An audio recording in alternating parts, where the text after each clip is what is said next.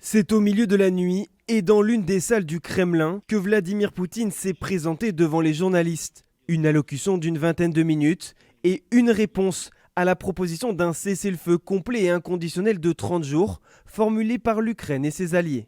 La Russie a proposé à plusieurs reprises des initiatives en faveur d'un cessez-le-feu. Elles ont été sabotées à plusieurs reprises par la partie ukrainienne.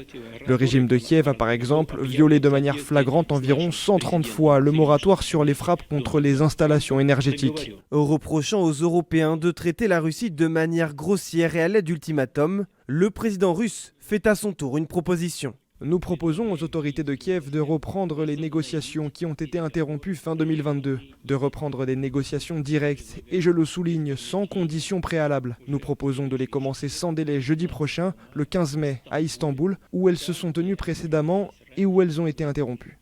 Des négociations directes, mais pas de cessez-le-feu dans l'immédiat malgré la menace de nouvelles sanctions, après l'échec de celui imposé ces derniers jours par la Russie.